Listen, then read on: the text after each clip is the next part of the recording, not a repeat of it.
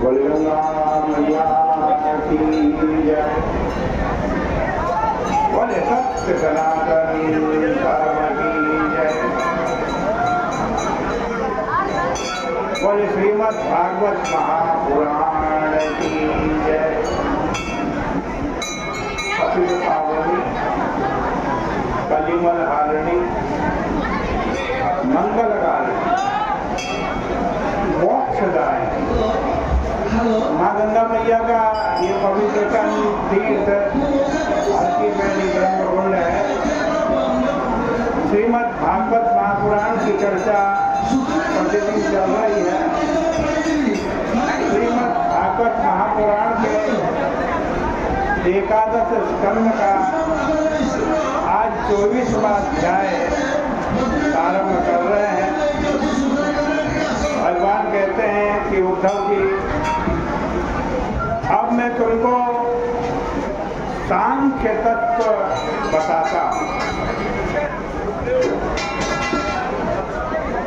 इस सांख्य तत्व को जान करके मनुष्य भेद भ्रम छोड़ देता है। किसी भी वस्तु के वर्तमान स्वरूप को समझने के लिए उसके जन्म और प्रलय स्वरूप की कल्पना की जाती है, तभी उसका वर्तमान स्वरूप समझ में आता है।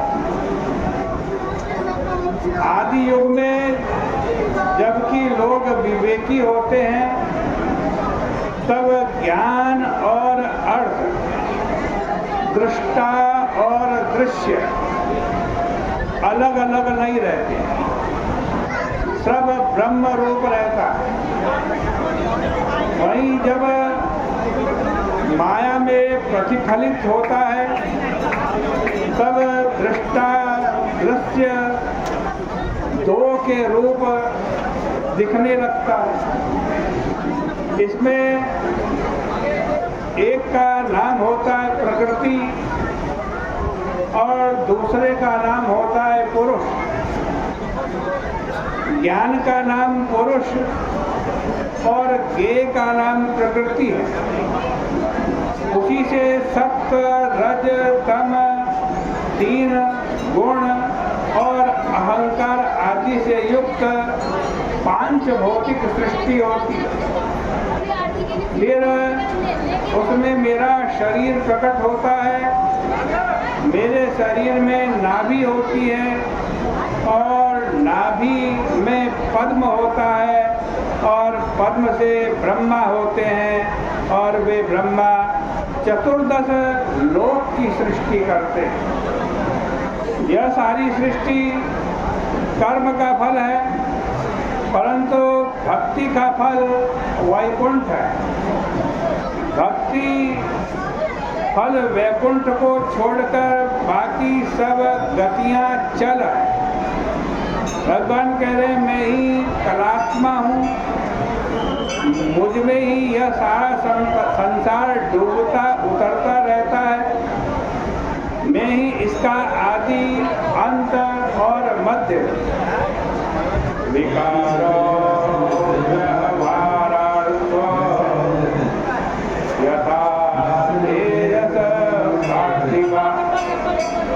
जिस प्रकार सोना और मिट्टी में जो कड़ा कंगन आदि विकार है, वे व्यवहार के लिए है। वस्तुतः आदि मध्य अंत में सोना और मिट्टी ही है। उसी प्रकार जिसको लेकर यह सारी सृष्टि चलती है, वह अबाधित तत्व सत्य है। और ये जो बनते बिगड़ते हैं, इनका नाम है विकार। जब प्रलय होता है, तब ये सब के सब अंततः प्रकृति में और प्रकृति महापुरुष में आकर लीन हो जाती है। इस प्रकार सृष्टि स्थिति प्रलय की दृष्टि से इस पर विचार करना भी ज्ञान की एक प्रक्रिया है।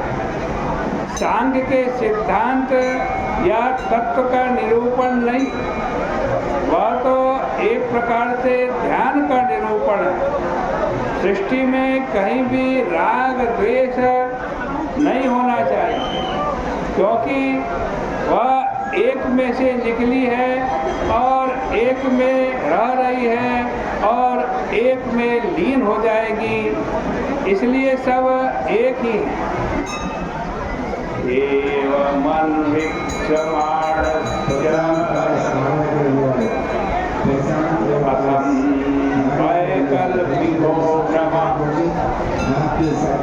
मनसो हृदि तिष्ठेत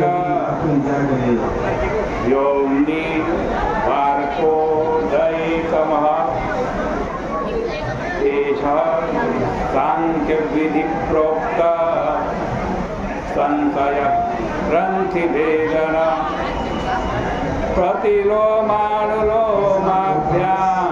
परावर दृशामय। प्रतिलोम अनुलोम पद्धति से विचार करने के कारण सृष्टि और प्रलय की कल्पना करके बुद्धि में तत्व की एकता बिठा दी जाती है, जिससे कि कहीं पर भी राग द्वेष न हो।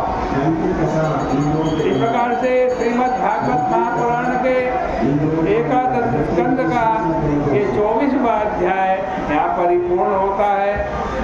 25वें अध्याय में भगवान श्री कृष्ण गुणों के स्वरूप का वर्णन करते हुए कहते हैं कि उद्धव जी, शम, दम, तितिक्षा, ईक्षा, तपस्या, सत्य, तुष्टि, त्याग, स्पृहा, संतोष आदि सत्व की वृत्तियां हैं। ये सब क्या है?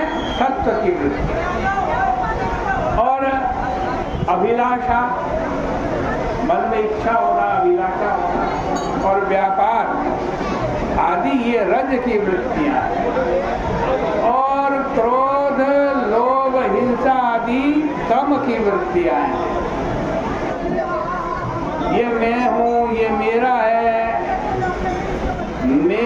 मेरा तो वृत्तियों का सन्निपात है। इन्हीं वृत्तियों के अनुसार मनुष्य अपने अपने कर्म करता है और उन कर्मों के अनुसार उनकी गति होती है।